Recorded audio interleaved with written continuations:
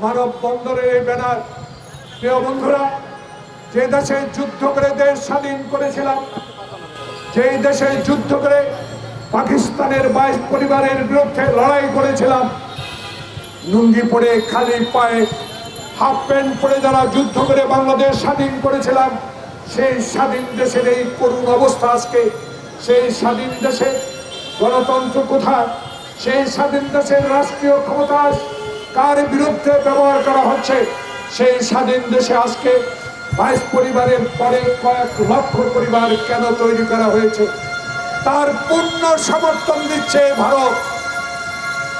যে ভারতকে আমি বন্ধু বলি, ভারতকে আমি অসীম সাহসিকতার জন্য, মুক্তিযুদ্ধের সমর্থনের জন্য বন্ধু হিসাবে ভাবি, সেই ভারত আজ পাকিস্তান থেকে আমাদের মুক্তি করতে সহযোগিতা করলেও বাংলাদেশে এমন একটি সরকার, যেই সরকার পাথরের মতো বাংলাদেশের মানুষের বুকের উপরে দাঁড়িয়ে আজকে যে কলঙ্ক অধ্যায় সৃষ্টি করছে, সেই সরকারের সহায়ক সরকার বলে আজকে আপনারা দাবিদার এই ভারতীয় সরকার।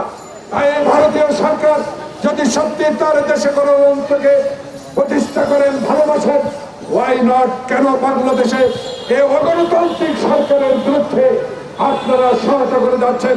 কেন বিদেশ সচিব এসে দেশে একজন দলের প্রধানকে হাসপাতালে গিয়ে নির্বাচন অংশগ্রহণ করার জন্য জবরদস্তি করা হয়? কেন সেই ভারত বাংলাদেশে গণতান্ত্রিক নির্বাচনের বিরুদ্ধে কথা বলে? সেই কারণে আজকে এই ব্যানারে বলা আছে, আমরা ভারতীয় পণ্য বর্জন করব। আমরা ভারতীয়দেরকে এদেশে আগ্রাসন থেকে বিরত রাখার জন্য যত কাজ দরকার, যত সংগঠন শক্তিশালী করার দরকার, যেইভাবে মানুষকে আজকের ভারতীয় পণ্য বর্জনের জন্য সহযোগিতার প্রয়োজন, সেই কারণে আজকে আমরা নেমে পড়েছি। আমরা চাই বাংলাদেশে এই ভারত যেন আজকে আমাদেরকে আগ্রাসন থেকে নিস্তার দেন।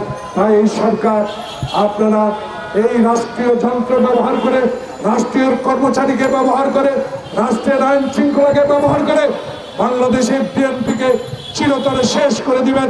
বাংলাদেশের বিএনপি নিয়ে আজকের সরকারি দলের সাধারণ সম্পাদক যেই সকালে বক্তব্য দেন,